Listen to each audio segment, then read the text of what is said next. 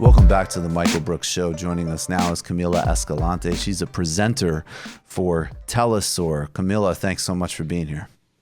Thanks for having me on, guys. It's a great pleasure having you on. Want to talk about a couple of different things in the hemisphere that you guys cover on TeleSUR with a really important perspective. First, there were elections recently in Dominica. Prime Minister Skerritt was able to win re-election in a center-left platform. There was talk before from the opposition of the OAS calling these elections into question, which of course is becoming a really dangerous theme hemispherically. But before we kind of get to that, what just happened in Dominica and what were the stakes of that election?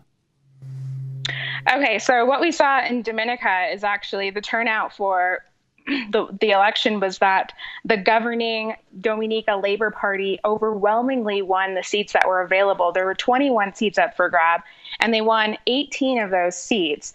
But what we saw was a massive red flag along the way, which was the opposition and its national media within Dominica teaming up with international media and the OAS to fabricate these scenes of repression from the ground up in order to show citizens protesting against tyranny, and then also these claims of possible fraud in the election. And like all of that kind of made it seem like this election could have gone both ways, that there was so much opposition to the government. So this government has now been sworn in, or Roosevelt Skerritt, the prime minister, has been sworn in for his fourth term. But the Dominica Labor Party is now on its fifth term. And so the U.S. was really, and the OAS were, really itching to get them out. And but they really made it seem like the situation where over time the government is actually losing support. And that's simply not the case. So, yeah, the opposition tried to make a case in the way that we saw, in Bolivia, in Nicaragua, and in Venezuela, that it's time for a new government, that in order to cling on to power, they were going to do everything, the government and the electoral authorities would do everything possible to rig these elections. And of course, the outcome is just unbelievably undisputable. All of the sort of roadblocks and violence and the media antics actually worked against them.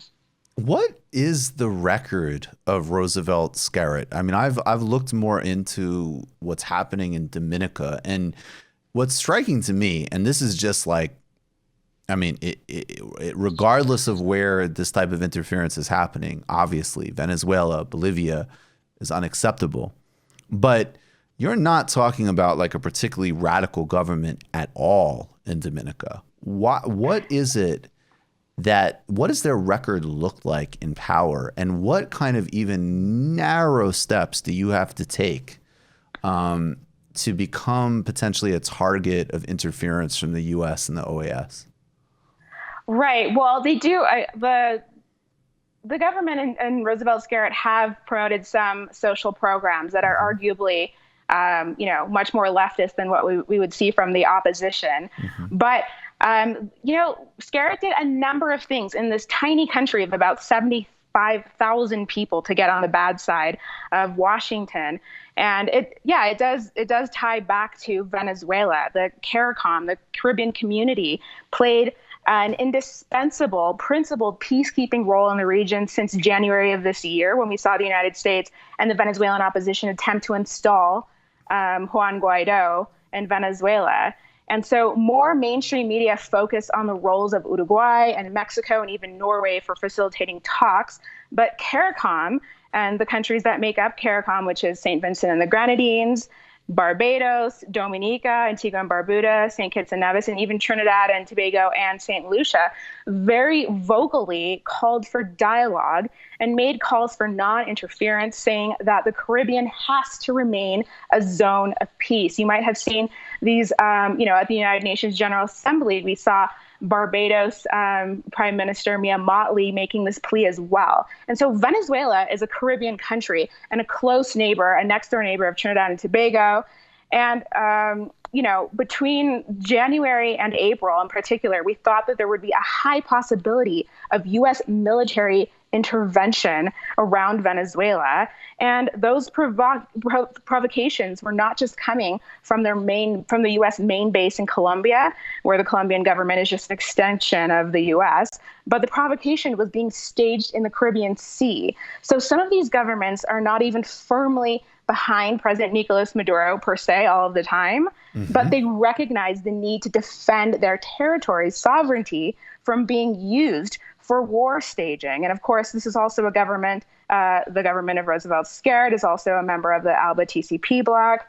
And I think it would be, kind of silly to assume that the United States wants some sort of specific natural resource within all of these Caribbean states. I think Washington is actually just fighting to maintain its hegemony throughout the region. And there are, of course, other reasons to invade Latin American countries besides just lithium and gas. So what they're trying to do here is dismantle the bloc of small countries, which has put themselves at massive risk. This is a massive risk they're taking by standing up and siding with Venezuela in some cases and publicly opposing the unilateral coercive measures, the sanctions on Venezuela and Cuba. And by them doing that, by Roosevelt Skerritt doing that in the UN through CARICOM, it is creating some semblance of balance of power in the region. Yeah, we played Mia Motley on this show, and actually we have a good friend and Dave from Jamaica who calls from Jamaica, and he rightly was like, hey, I mean, that was great, but what does that mean when a prime minister or leader from a Caribbean nation state so aggressively, even rhetorically, rejects, U.S. imperial posturing, as, she did, obviously, with the U.S. interference and attempt to dislodge the Maduro government. So that makes a lot of sense in terms of contextualizing Dominica. Now, absolutely. Yeah, go ahead. And let me see, he's not, he's Roosevelt Skerritt is not the only one. The most explicit, some people say the most socialist person of another small Caribbean island state is the Prime Minister of St. Vincent and the Grenadines, Ralph Gonsalves. And he's also spoke very openly, very explicitly against U.S. sanctions. And, he's very openly anti-imperialist and a friend of Venezuela and Cuba. I just saw him at the beginning of November in Cuba and Havana at this international, solidarity conference with Cuba. And he's a very principled man. And what he said is that the United States is doing in Venezuela should be investigated as a possible war crime. And he says that Venezuela is being targeted for ideological reasons, not for any sort of democracy or freedom or peace. The United States is inciting war in plain sight. And, all throughout the world, the media is skewing this reality. And so what St. Vincent did is they actually ran for a non-permanent seat at the UN Security Council. And so the UN Security Council, so that was in June, they actually won that seat, which was pretty major for the Caribbean, and it was celebrated there. And of course, Washington was pushing a seat for Nayib Bukele in El Salvador, who's the new right-wing president. But this year, the United States tried to take Venezuela to the UN Security Council to try to take action. And of course, permanent members China and Russia actually blocked that. But this is allowing St. Vincent to take a seat is actually giving more voice to, some of these smaller states. But actually, it's what it translates to is giving more voice to the region. Because now, now a dissenting voice that goes against Washington is able to stand up against them in the international arena. Yeah, absolutely. And I just always want to reiterate that really any separate track conversation that people want to have on the complexities of Venezuela and any objections people may have to this or that policy in Venezuelan, in the Venezuelan government is irrelevant in many respects, almost all respects, to this broader objection to U.S. regime change efforts. And also this bigger conversation about autonomy, sovereignty, and actual co-equal partnership in the Caribbean and Latin America with the United States, which is, of course, obviously never been the case. You just watched a Michael Brooks show video. Subscribe to get them all. Why wouldn't you? Don't be foolish. click subscribe below and become a patron as well. Patreon.com/TMBS. Thanks, everybody.